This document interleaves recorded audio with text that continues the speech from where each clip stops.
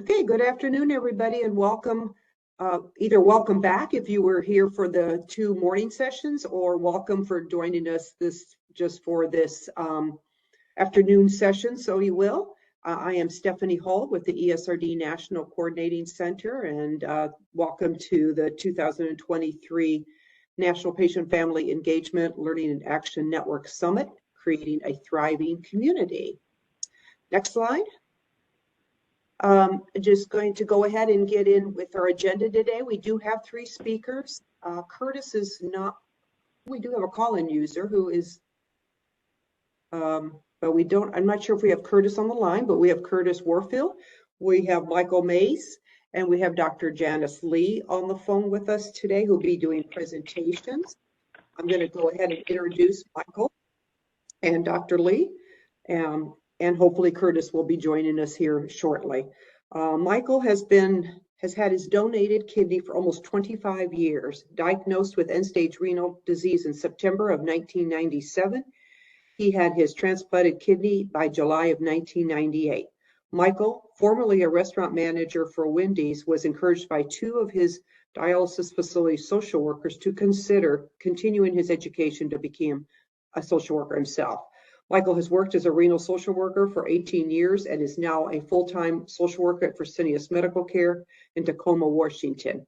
Michael feels that it is an honor to serve his community and a privilege to inspire hope in the lives of people with ESRD. Dr. Lee is a professor of medicine at Emory University and board certified in nephrology and hypertension. She earned her medical degree at the University of Texas Medical Branch at Galveston and completed her residency in internal medicine and a nephrology fellowship at Emory University's affiliated hospitals. She also received an MSc in clinical research from Emory's Rollins School of Public Health. Dr. Lee is the Chief Medical Director of Emory Dialysis and is a nationally renowned expert in hypertension, designated a clinical specialist in hypertension by the American Society of Hypertension. So I'm going to turn it over to Michael to get us started. Welcome, Michael.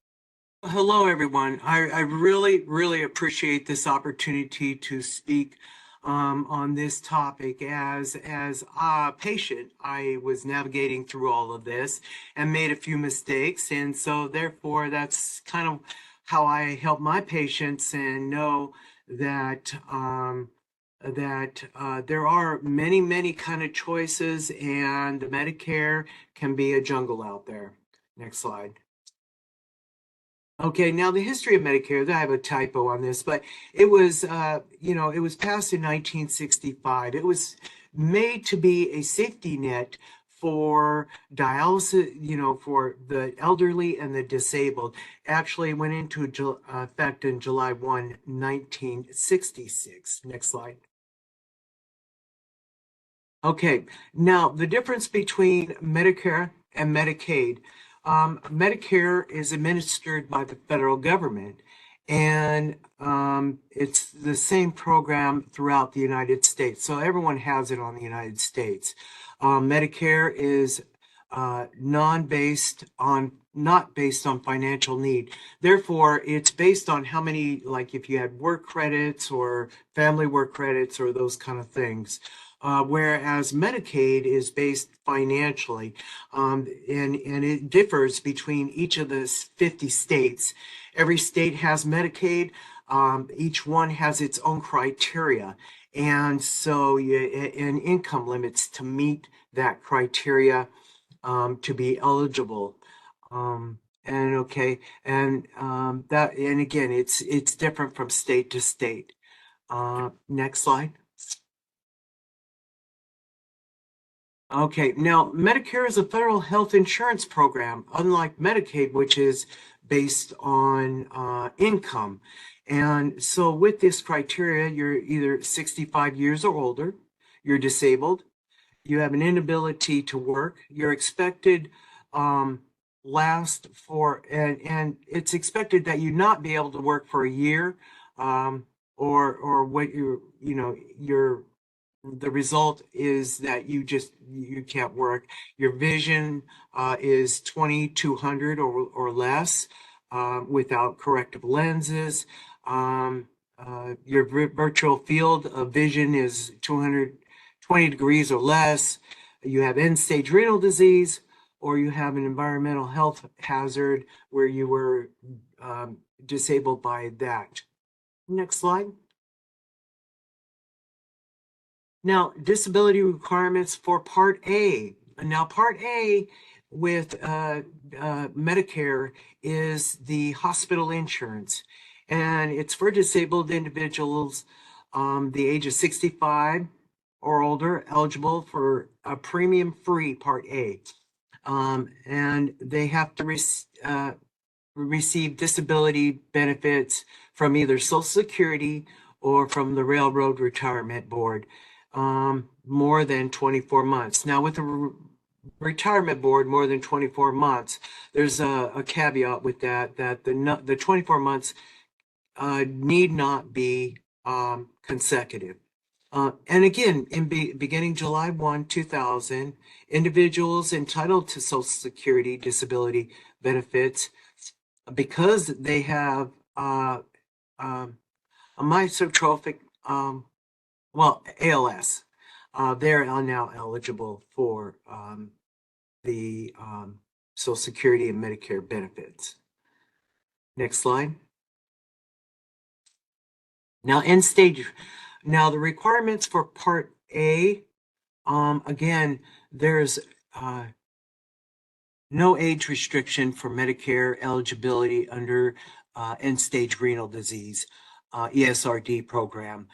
Children as well as adults can be entitled to Medicare-based ESRD. Part A covers, is again free, and that covers your hospitalizations, nursing home, and that.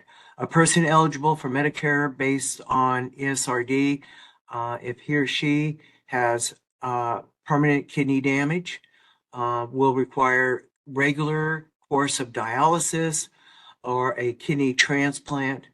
And again, the decision is made on the network, not Social Security, and meets the insured status requirements as determined by Social Security. Again, what all this means is that Social Security, they determine how many work credits you got, or if you're getting disability from a spouse or something, they're gonna make that and check on that for your eligibility of benefits. Next slide. Okay, this means that the individual who has ESRD is entitled to Social Security railroad benefits, or is fully or currently insured and has a member of the work credits. Again, as I said before, if you've been over the age of 40, you're probably going to need more than 40 work credits. A work credit is 1 credit for every 3 months you work. So times 10, and then you have 40 work credits, 10 years worth of work. And then is a spouse or a dependent of a person who meets that same criteria. Again, or has filed an application for ESRD Medicare with Social Security. And in that, what we do at dialysis facilities is we complete a form with the nephrologist and the patient, and it's called the 2728. And that is your end-stage renal disease form that you send to CMS, that is sent to CMS, and it says, ding, ding, ding, you're ready, you're eligible now, potentially, to have Medicare and Social Security disability. Now, the patient actually has to apply for Medicare themselves, although we are able to get them the 2728. And that application is called the CMS 43. And it's the end-stage renal disease application for Medicare. And again, both these forms are submitted to Social Security, and then the determination process begins. Next slide. Okay, so again, coverage begins the month of dialysis if you participate in a self-dialysis program. That means you starting training or starting training for the program.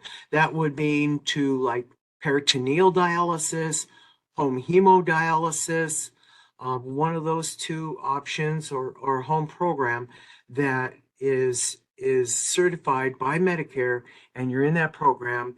And so how it works is, I have a couple examples. Joan begins dialysis February in 2012 at a Medicare approved dialysis facility. She completes self-dialysis at home dialysis training on April 30th of 2012. Her Medicare entitlement, though, begins in February 1, 2012, because that's when she started the training. In the first day of the month, you started the training.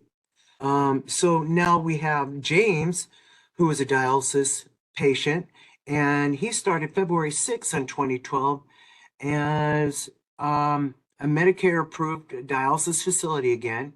And he is not interested in self-dialysis or doing home hemo or peritoneal. So when he goes and he applies for his entitlement, it does not begin until May 1, 2012. Again, from February, March, April, May 1, 2012, 3 months later. Next slide.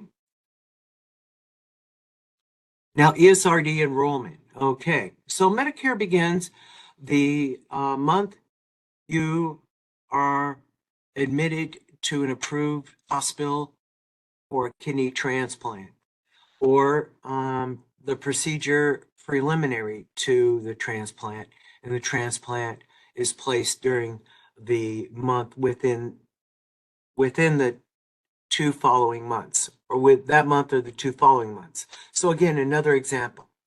Heather enters a hospital on December 5. Okay, and they're keeping her in the hospital, working her up for transplant and all that. She actually got the transplant February 1 of 2012. Her Medicare enrollment begins December 1, 2011, because she started the workup for the transplant process in December. Next slide. Okay, so there are various parts of Medicare.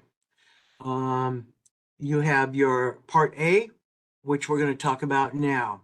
And the Part A covers, again, the inpatient hospital stays. If you're admitted to the hospital and you're staying overnight, it covers, Part A covers for skilled nursing facilities. Like if you were placed in a skilled nursing facility for rehab, say you had you busted your knee or something like that, and you had to go into the skilled nursing facility to do rehab, it covers up to 100 days. Or home health benefits. Say, for instance, you got home from the hospital and you need physical PT, OT therapy at home. This would cover that. Or again, hospice care. And this is all what Medicare A covers. Next. Medicare B, on the other hand, isn't an insurance. It's an insurance that you have paid into through your FICA as being employed.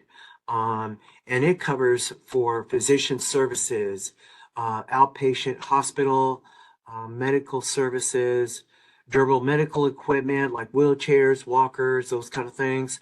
Home health services, again, that would be, so if you had again, physical therapy or somebody coming, and then clinical, psychological, or clinical social work services. So as you'll notice that in a dialysis facility, you have a social worker and you have a dietitian. Those are all covered under the Medicare Part B umbrella, and that's part of that. And then ambulance services. If, say, you get called 911 and you have to go to the hospital, the Medicare Part B will cover that.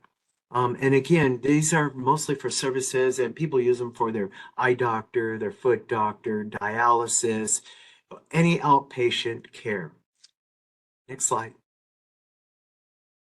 And so now we're talking about Medicare Part C, and these are Medicare Advantage plans.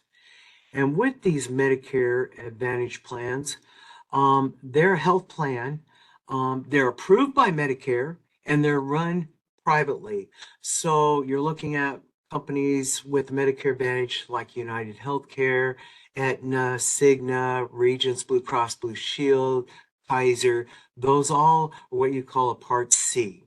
And they're available across the country. Now, the caveat with that across the country is that the plans differ from state to state, and their benefits differ from state to state. So, there's a lot of different Medicare Advantage plans out there, and they offer really good benefits. Okay. Some plans provide additional benefits, like some do transportation, some assist with eyeglasses or dental or these other plans. Most of these plans include prescription drug coverage. So it's like an all-in-one. You have your A, B, and C all in the A, B, and D all in this plan C. I know, alphabet soup here. The caveat with this is that when a person goes into looking into a Medicare Advantage plan or Medicare C, they need to weigh the benefits of what they're paying and what they're getting. Most Medicare Advantage plans, if you're not tied to a Medicaid plan, you're going to have out-of-pocket expenses of anywhere from $2,800 to $6,000 a year. Now, they don't tell you that, but they're tacked on to these co-pays are tacked on to your either your prescription coverage or your medical appointments or even your dialysis. So yeah, one has to weigh the benefits between if I pay a Medicare supplement, a plan D, F, G, or H, G, F, or A, F, G, or H, do I pay those premiums and have no out of pocket, no copays after what Medicare pays, so the 80%, and they cover the 20, or do you go with the Medicare Advantage, where many Medicare Advantages, you don't pay that extra payment for you don't pay the extra payment for the premium for the Medicare Part F, A, F, G, or H, but at the same time, you're coming out of pocket for those copays. So it's you got to weigh the difference between the two.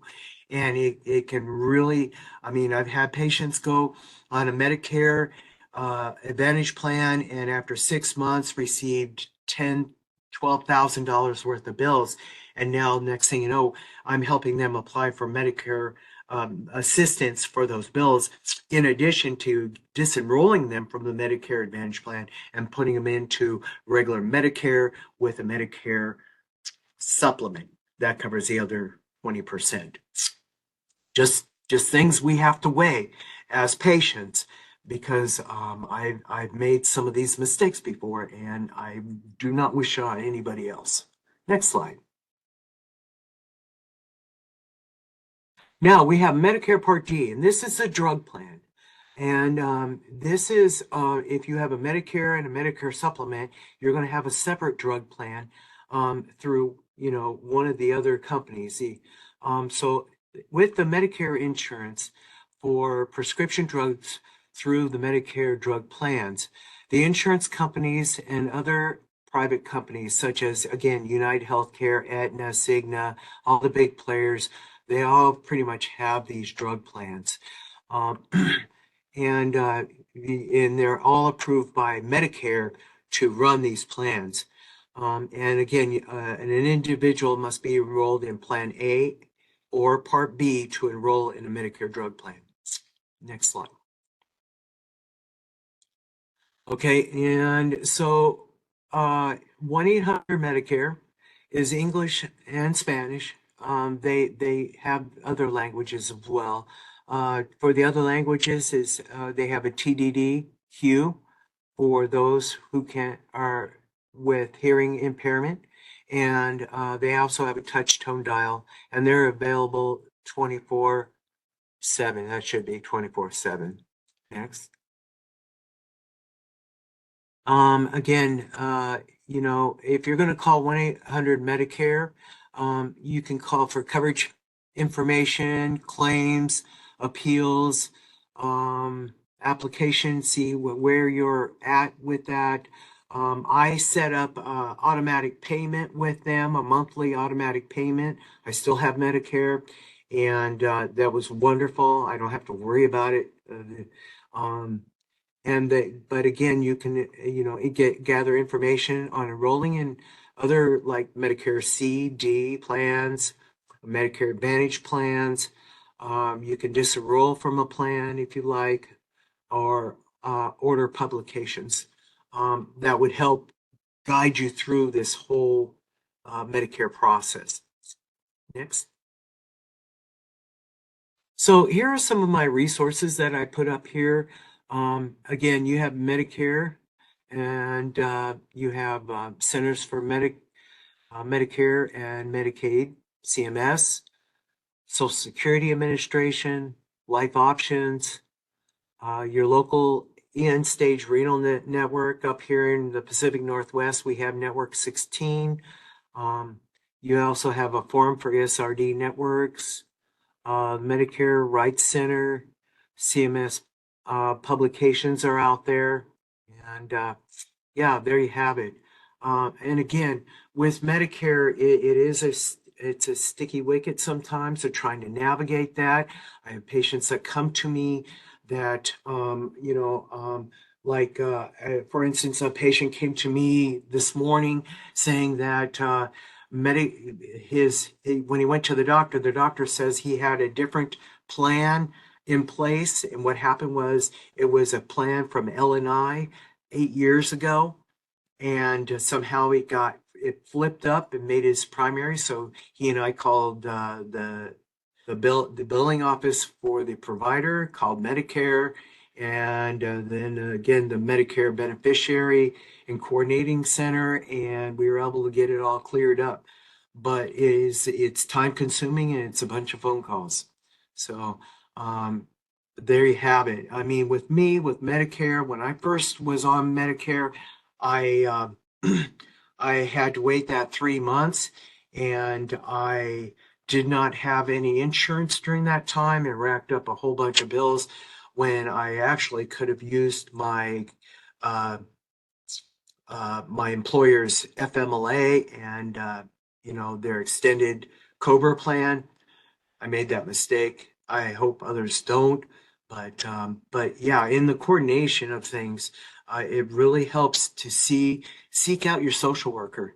And usually a social worker can either know or help you, or you can or they can get a hold of your financial coordinator for your area, and that person can assist you through navigating through the Medicare and the Medicare supplements and what plans would be best beneficial for you, either in coverage or in premium payments, those kind of things. Social workers are worth their weight in gold if you use them right. Again, I used my social worker, and here I am 25 years later from the time I talked to my social worker to working side by side with her. So it's a wonderful thing. But Thank you, again, Michael. Medicare is Yeah. wonderful. Thank you very much. There's a lot of little chat going on, but we are going to move on to Dr. Lee, because I want to make sure we have enough time, and we can go back at the end and go through some of the chat questions. So thank you very much. Dr. Lee. Yes, thank you, Stephanie. Thanks for the organizers for inviting me. As she said, I'm Dr. Lee. I'm from Emory. And I am excited to really just share a little bit about our experiences with telemedicine throughout the COVID pandemic. Next slide. So I'm just going to briefly just make some definitions of what telehealth, telemedicine are, discuss the CMS rules that allowed us to use telehealth during the pandemic, and then lastly, talk about how it was used in the outpatient and inpatient settings, including the dialysis centers. Next slides. So this is the definitions. Telehealth is just really encompasses all of services that involve the technology. So it's the methods by which it's done. It could be apps, it could be video conferencing, it could be phone, electronic visits, etc. Telemedicine is specifically referring to the clinical services, i.e., a provider actually providing care to a patient. And so there's different technologies, of course, that are used with that, different video chat platforms, software, etc. But again, telemedicine means there's some direct contact with the provider and the patient. Next slide. And then this is just a slide that came from an article in the New England Journal, right sort of at the beginning of the pandemic when everybody was rushing to learn how to use it, etc. And just all of the different tools and services that were available, even clinician to clinician contact, clinician to patient contact, and then even patient to mobile health technology as far as their self-monitoring with mobile apps, smartphones, ways to monitor heart rate, etc., so that they could be able to communicate that information to their clinicians. Next slide. So the purpose of telemedicine, of course, in COVID was that there was an urgent need to expand the use of technology to help people get their routine care and really to help make sure that vulnerable persons would have access to care while they were being sheltered and kept in their homes to be a safe net against the COVID vaccine. Disease. Next slide. So the CMS waiver, it was called 1135, or the CARES Act, allowed for physicians to continue care via Medicare in the office or hospital and other types of clinic settings, including the dialysis unit. Prior to this, there was really only limited exposure or access to telehealth.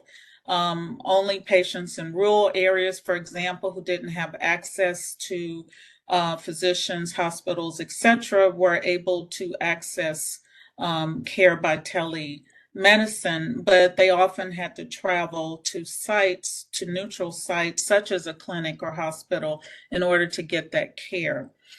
And of course, now the patients, because of the CARES Act, were able to receive care in a variety of settings, including the hospital, clinic, and various outpatient settings, including mental health counseling and preventive health screenings.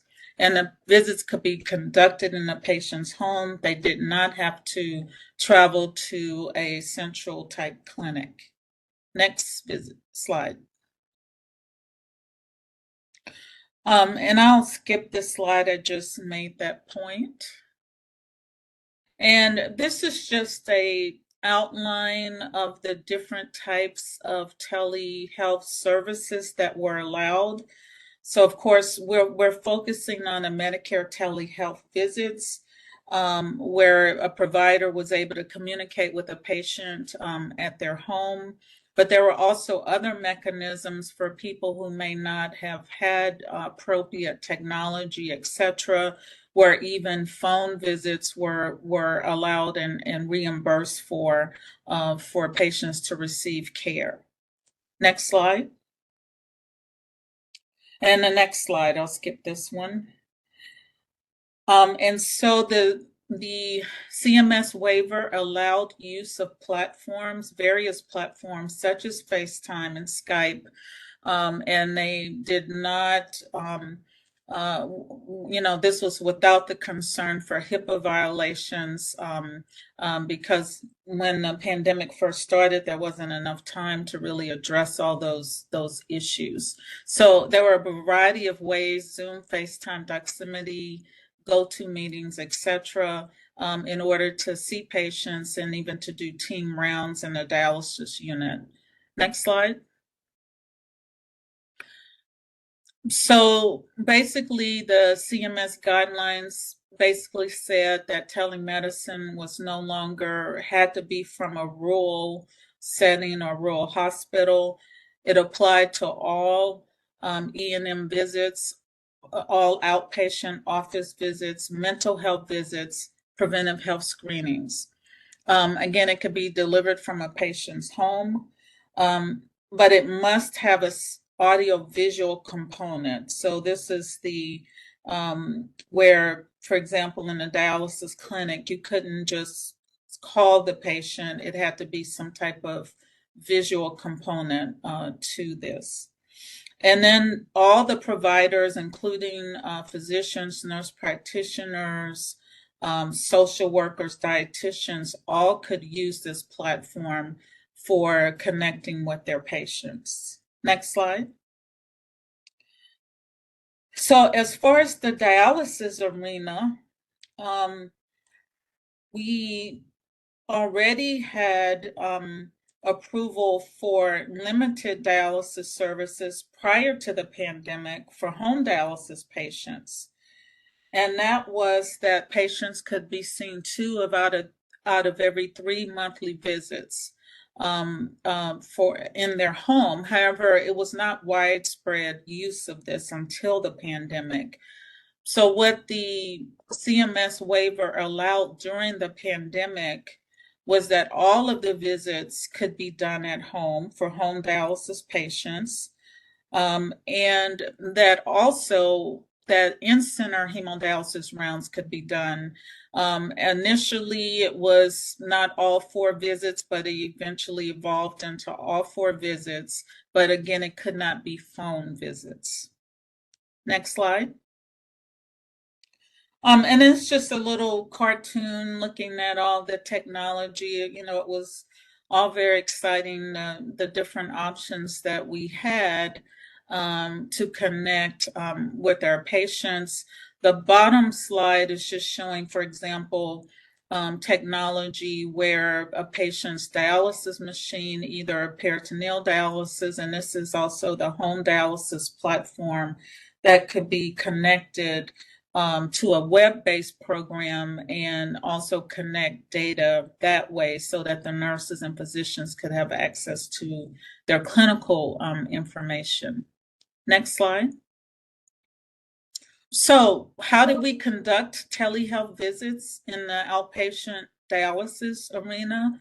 Well, we, various clinics use different mechanisms. In my clinics, we use a combination of Zoom, sometimes FaceTime, but mostly a Zoom platform.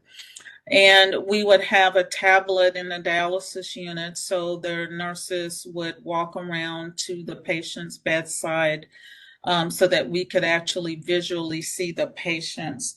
Now, it was felt that this was the best care for our patients because many of the physicians were still going into the hospital caring for COVID patients. And we thought that it was not a great practice for physicians to be coming into the dialysis unit and further exposing patients, and likewise physicians from the patients, etc.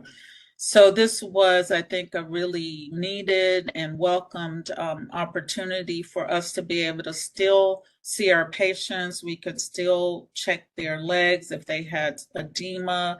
We could visualize the vascular access. Some places may have had access to an electronic stethoscope. We did not use that, but that is available in some settings where the physicians can even still listen to the patients. The major things are looking at the dialysis machine, looking at the blood pressures, all the things that we usually do in the clinics, making sure they're having adequate fluid removal, etc. We also conducted team rounds with this platform. Many of the dietitians, social workers, as you all know, were allowed to work from home. And so we all connected via Zoom and were able to see patients in the dialysis unit as well as for the home patients. Another exciting thing, we were able to, with Zoom, as you all know, you could share your screen. And so we could actually pull up the patient's labs through our electronic medical record and actually review the labs with them just like we would if we were there in person. Next slide. This is just a picture that we took of how we would visualize the machine. And this is, again, exactly what we do. And I could see it very well throughout the video platform. Next slide. Next slide. So why telemedicine in the dialysis centers? Obviously, preserving PPE, which was a big problem in the beginning of the pandemic, reducing the medical staff exposure, minimizing the patients to healthcare workers who were working in those environments, maximize utilization of the provider workforce. So, a lot of our providers contracted COVID throughout the pandemic, were out for a period of time, so other providers could actually maximize their output and work by doing televisits, reducing the amount of driving, etc. Actually, some people said that they liked it better than us coming in with mask on and not able to really understand what we're saying. We could talk freely without the mask, get a better history, etc. Again, doing the family rounds, especially for home patients, they could have a family member with them while they're at home. So I think that facilitated a lot of good information sharing in the family. Next slide. I'm going to skip this. We'll go to the next one. Now, what has the literature sort of suggested about the performance of telenephrology?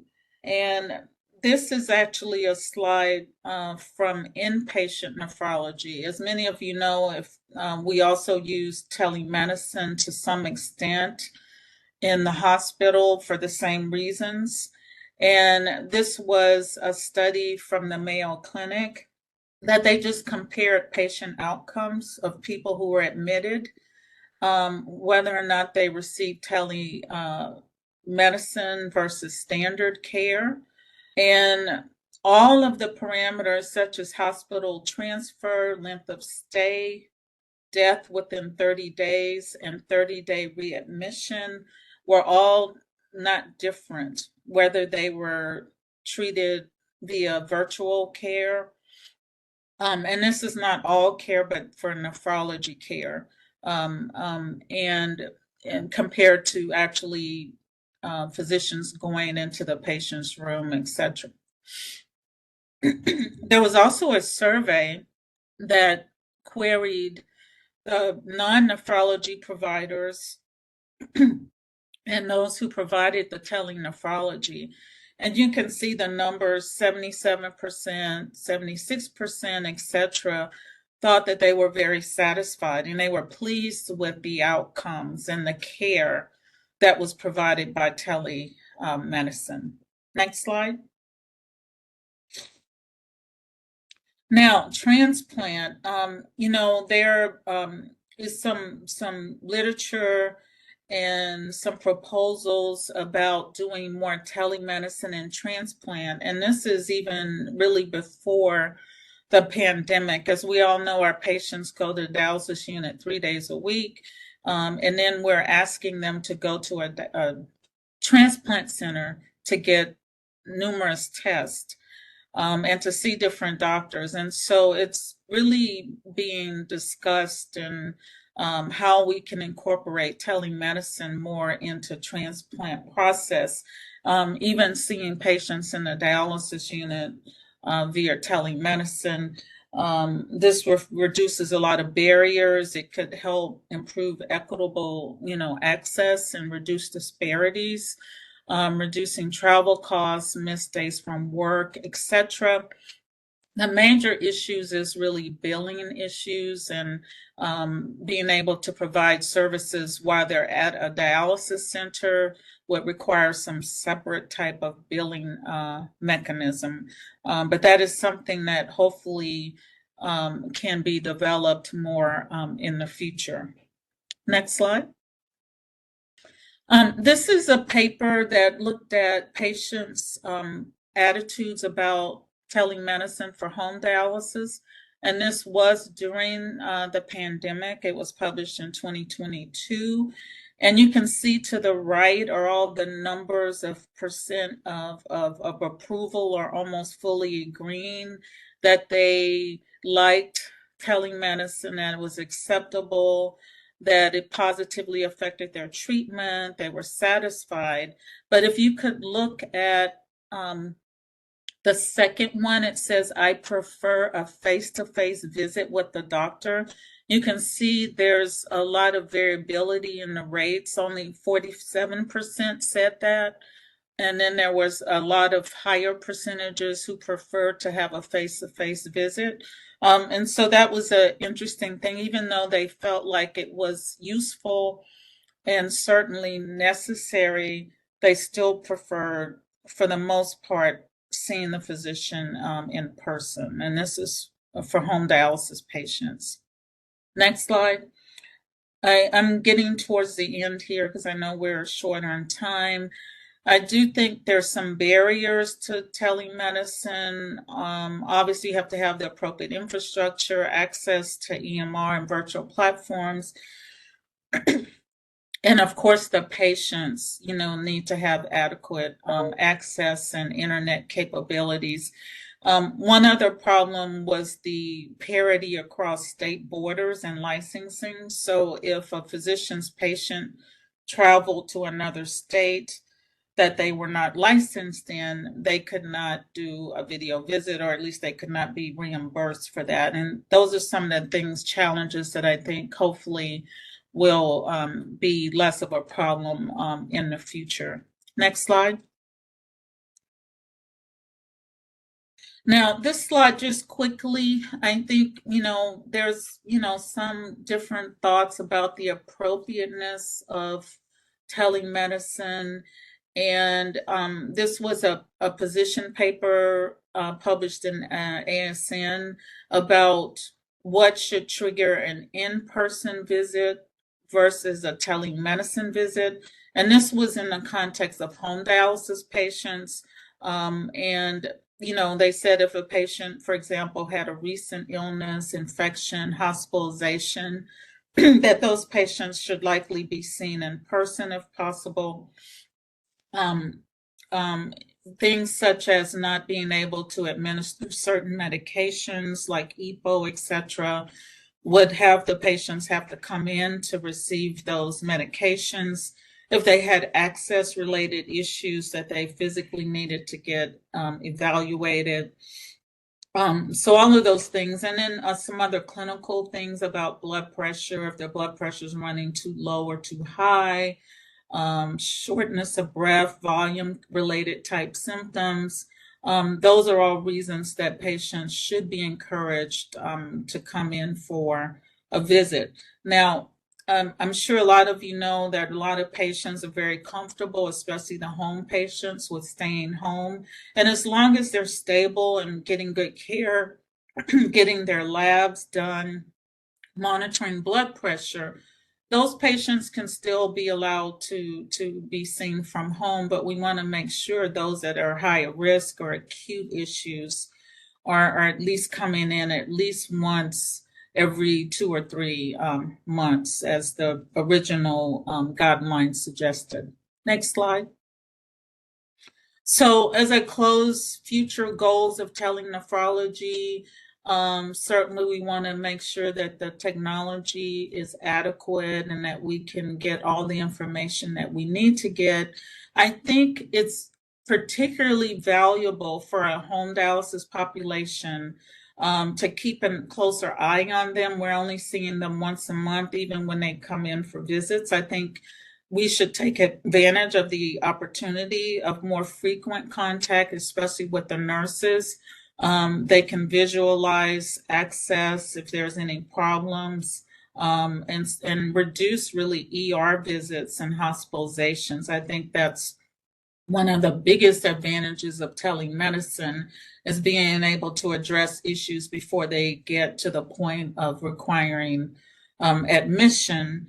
And then things like CKD education, et cetera, transplant referrals and evaluations are also very important, and hopefully we will continue to use those in areas that we can. Next slide. Now, this is my last slide, but let me just say there's late breaking news or information hot off the press, and the CMS just released the new guidelines about telemedicine, and particularly for in-center dialysis. I don't know if, I'm sure some of you have heard this, but as of May 11th, when the official pandemic is declared ending, there will not be an allowance for in-center dialysis visits. Still will be able to do home dialysis visits, still will be able to do office visits. So if you have to go see your physician, your cardiologist, whoever, that will go on until December 2024. But no longer will we be using in-center televisits. And so I'm going to end with that. And I just want to say there's still no place like home. You know, COVID taught us a lot, and being home is not such a bad place, but as long as we can stay connected and get the type of health care that we need. And I'd be happy to answer any questions. Thank you. Thank you, Dr. Lee. And I think we're going to, Curtis did join us. Melissa, if you can get his slides up, I'm going to go ahead and introduce Curtis Warfield. He is a senior quality analyst for the state of Indiana. In 2012, Curtis was diagnosed with stage 3 chronic kidney disease, and in January of 2016, he received a kidney from a living donor, his daughter's sorority sister. Curtis has given back to the community by bringing awareness to both kidney disease and the need for organ donors, with a focus on people of color and low income. He is on the board of Home Dialyzers United, a peer council with the National Kidney Foundation, an ambassador and Midwest representative with the American Association of Kidney Patients, a patient advocate and presenter with the Indiana Donor Network, an ambassador with the United Network of Organ Sharing, and an ambassador with Chronic Disease Coalition. Curtis, thank you. Welcome. Hi, good afternoon, everyone. You've heard the introduction. We'll be talking a little bit about Medigap and benefits for patients. Next slide, please. In the essence of time, here were my disclosures. Next slide, please. You've kind of heard through my introduction about my journey. I was diagnosed in 2012, started dialysis in 2014. After doing dialysis, my daughter was not happy, tried to be a donor for me, was not a match. Her sorority sister and friend had been keeping tabs, decided to try and get tested, was found to be a great match. Our transplant took place in 2016. Everything started working, and since then been trying to be a voice for advocates or for patients, and trying to give forward. Next slide, please. This past year, starting in January, the Indiana State legislator had Senate Bill 312, which was a Medicare supplement insurance, which required insurance plans to offer Medigap plans to all Indiana or Hoosiers that are on Medicare regardless of age, and also to require some plans, while some plans did do this, not all plans were required. So the bill was to increase the option to people under the age of 65. It was to make sure that insurance companies did not charge younger patients under 65 more than those who were over the age. And this is better known kind of as MEDICAID. Next slide, please. So what is Medigap? It is Medicare supplement insurance that helps fill those gaps. In original Medicare, it is sold by private companies, and you can find out kind of which companies by going to medicare.gov. It's a policy that can help pay for some of your remaining healthcare costs, such as co-payments, co-insurance, and deductibles. The requirement for Medigap is that you must have Medicare Parts A and B. Next slide, please. How Medigap helps. This helps with, as spoken, with your deductibles, with your co-payments, with some prescription medications, and other critical needs. It will allow for more people to live a more normal life and putting off, in some cases, ESRD type treatments and options. It will allow time for for you to decide other treatment options that can be considered, such as clinical trials that may be coming your way, dialysis options that will be best suited for you. And how this aligns with other initiatives and laws.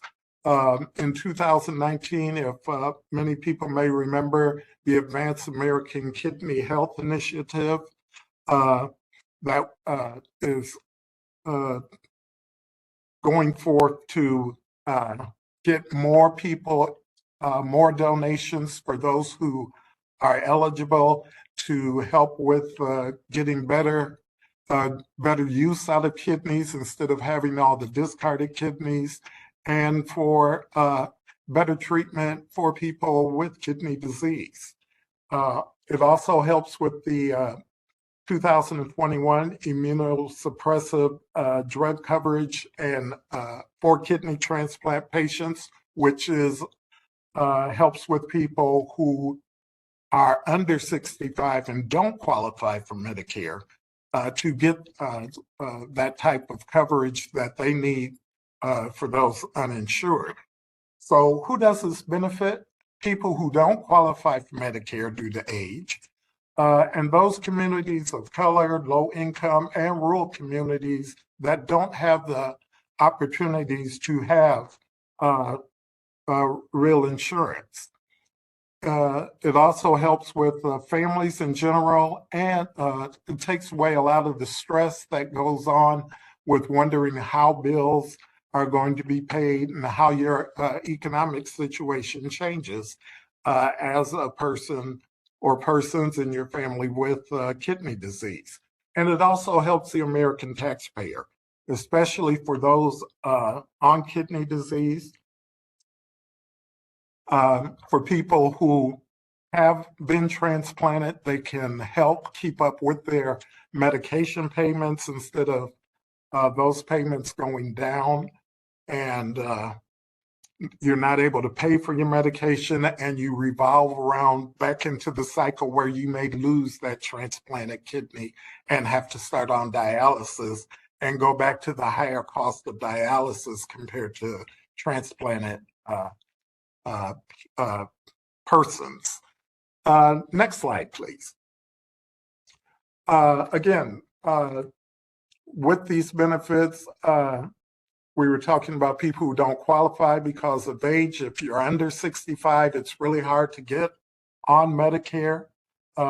We talked about communities of color, low income, and those rural communities because of lack of education, lack of getting that knowledge of how to get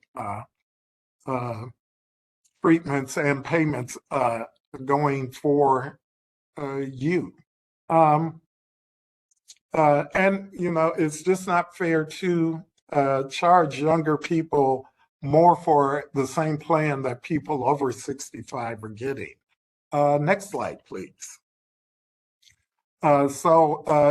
In closing, the reason why I advocate and do advocate that more people advocate, people have a right to live their best life. It relieves that mental stress and that stress management of financial obligations of how am I going to, what do I choose? Do I choose food? Do I choose my housing? Do I choose my medication? Medigap will help and can help fill those gaps that that can help relieve some of that stress. And we look at long-term events and not just upfront costs, extending lives and giving people hope. As I said, once you get that transplant, you hope to keep that transplant. You don't want it to go away because you could not afford to keep up with your medications. Next slide, please, if there is one. I think I'm done. Yes. Thank you, Curtis. You got a kudos in there from Chris Morgan. And there were a couple questions, but we do have like just a couple minutes over, which is fine. We're good here. I just a couple comments that came in, I think for during Dr. Lee's from Ken. My hospital just switched over to Zoom for the telehealth visits. Yep, thank you, Michael. But yeah, there was some good chat amongst the attendees regarding insurance. That is certainly a hot topic always, trying to figure out our Medicare and Medicaid systems. Thank you for all this wonderful information today. I hope it was valuable to our attendees and help provided them with at least some guidelines and some understanding of the system there. So thank you very much for that. We are going to go just for a short break till about 5 minutes until we get into our next session. So thank you again. Excellent job, everybody in the chat. Thanks, Curtis from Johnny Jones. So I'm sure you obviously recognize all of those. Same with everybody. So thank you, guys.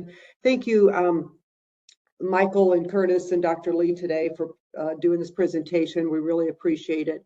A lot of valuable information for everybody here. I know I enjoyed it. So thank you very much.